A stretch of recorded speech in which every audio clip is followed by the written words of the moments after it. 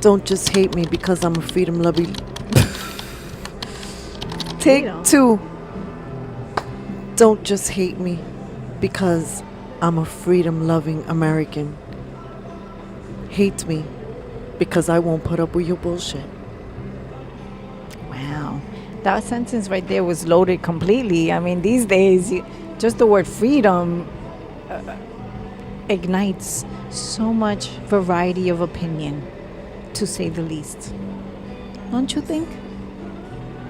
Okay, mi gente, welcome to a little love segment that we are calling Is the Pelea Worth It?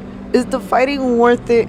Because once again, we look out into the horizon of the internet, social media, and human 3D landscape, and all we are seeing es pelea por aquí, pelea por allá, pelea por aquí, pelea por allá, mucha pelea, pelea por allá, mucha pelea, pelea por. We don't want peleas por aquí.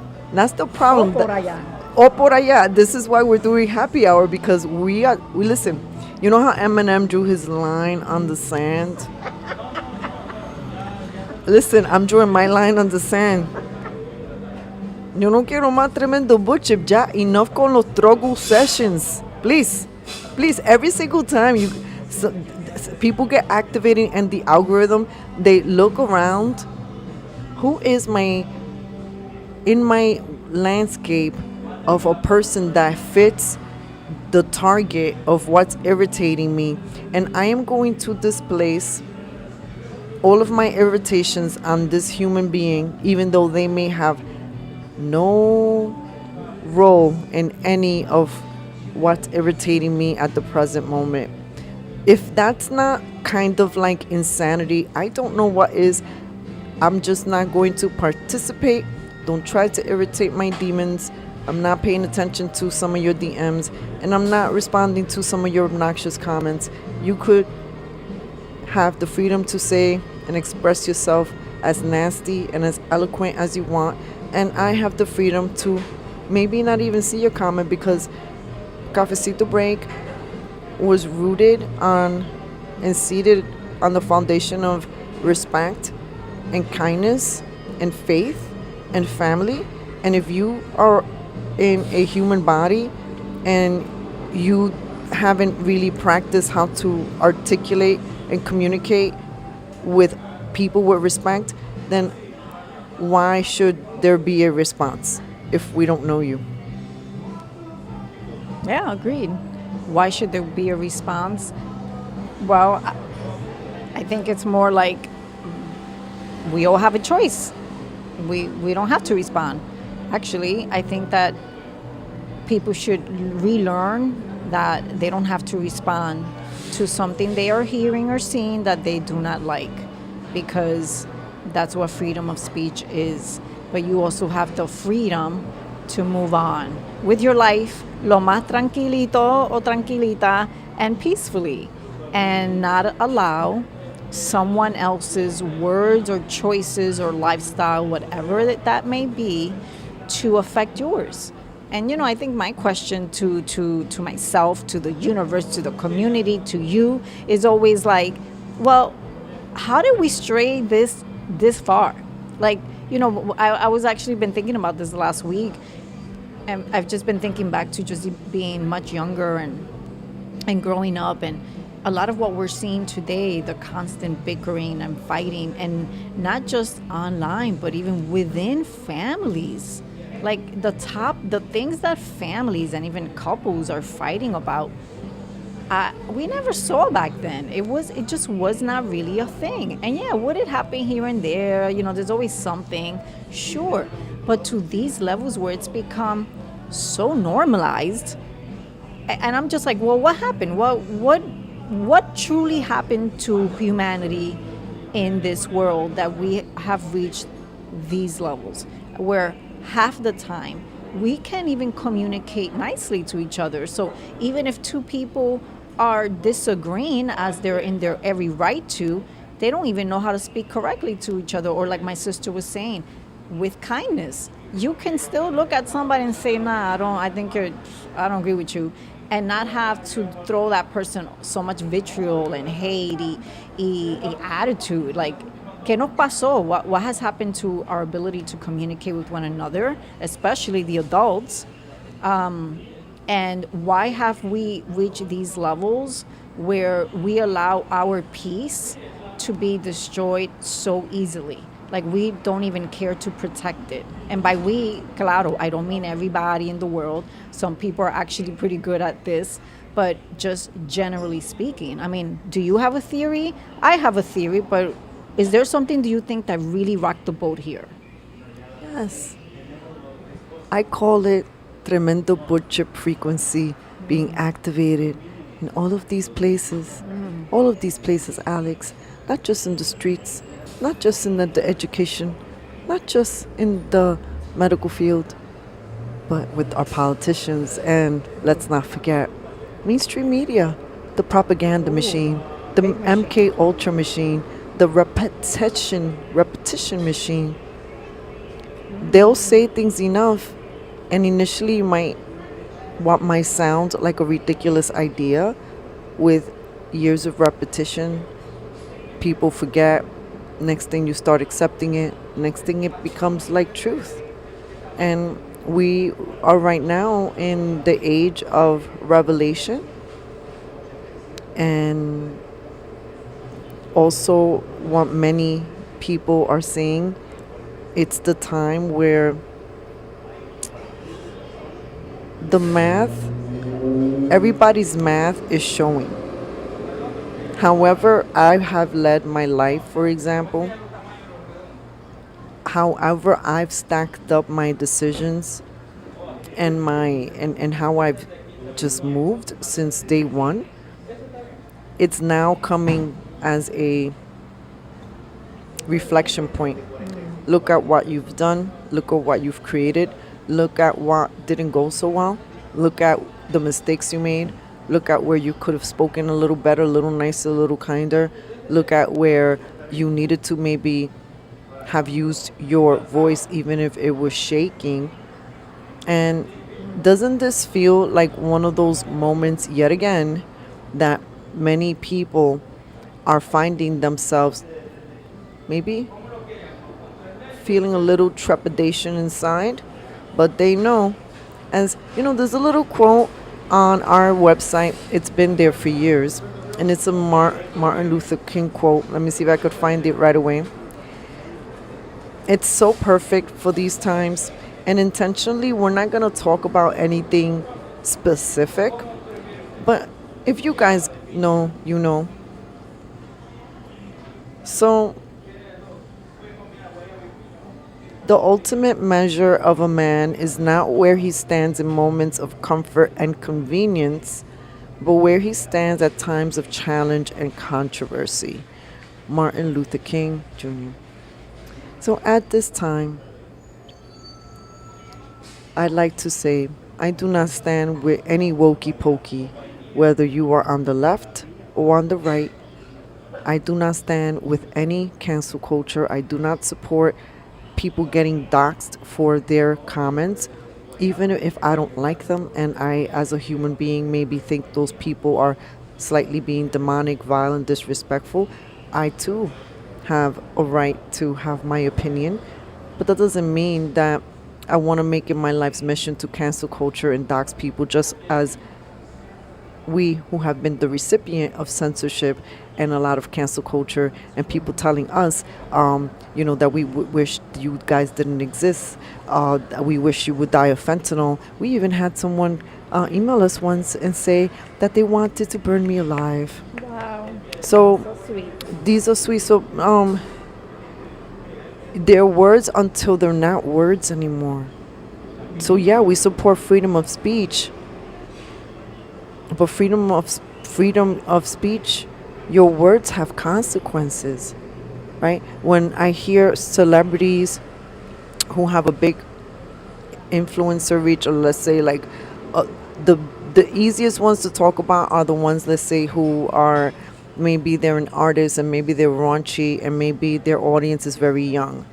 You often hear them say, well, I'm not the kid's parent, so the parent should be the one and ultimately that's part of the response. But the other response is that we see very little people taking accountability for what they do, create with their words, with their actions, with what they say. And in, I don't know, I like to say maybe the last 13, 15 years, I have personally witnessed a more evil society unfolding, mainstream that is, because there is more beauty in this world. There is more beauty than they want you to see out in the algorithm. But in mainstream, you have seen an uptick of just evilness being seeded. And that's not only in the educational system, this is also in the movies. This is also in some of the programs in Netflix. It's seeding these ideas that create mini stalkers, create the more depressive, that give kids ideas, for example, of how to not be in this planet anymore, or how to manipulate others, like, "Ooh, I might do this if you don't want to be with me. I might just do this if you don't want to be with me." We're becoming, any type of relationship that feels manipulative or feels like it's based out of control doesn't work. And if COVID didn't and wasn't an example, I don't know what is. Now you have the separation of people who say, "Well, I want my religion to be respected, my freedom of speech to be respected, my constitutional rights to be respected," and you have other people who don't want any of those things to be respected. They want more government. They want the government to solve all the problems.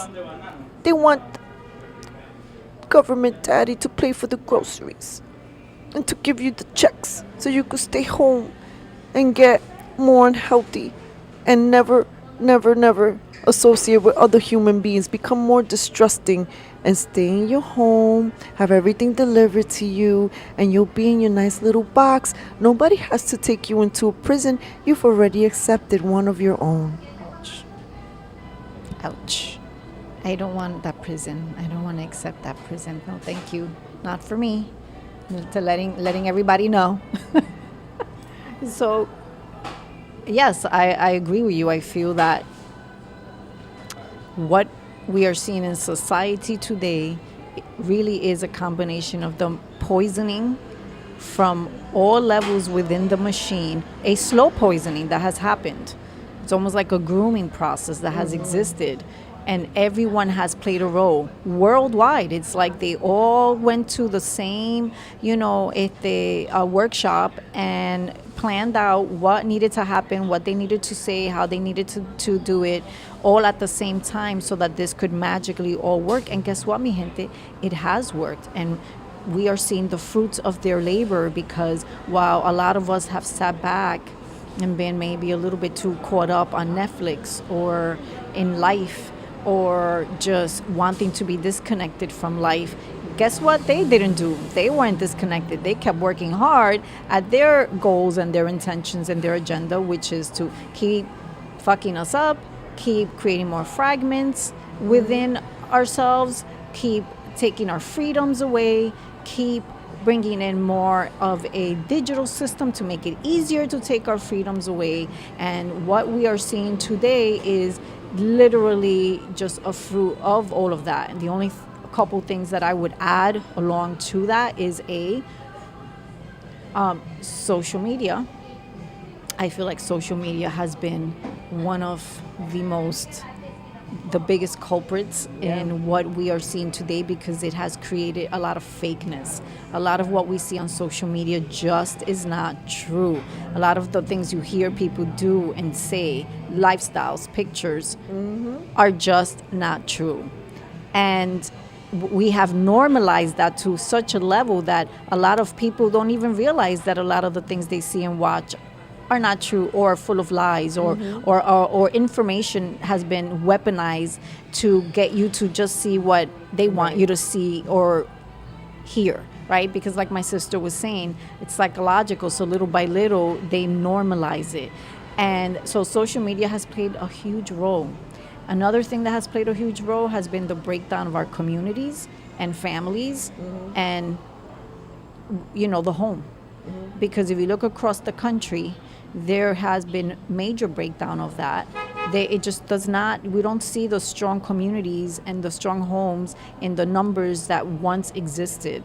We don't see a lot of people necessarily, yeah, maybe there's been a resurgence in some capacity, but there's also been a lot of attack on people's faith and spirituality in different ways.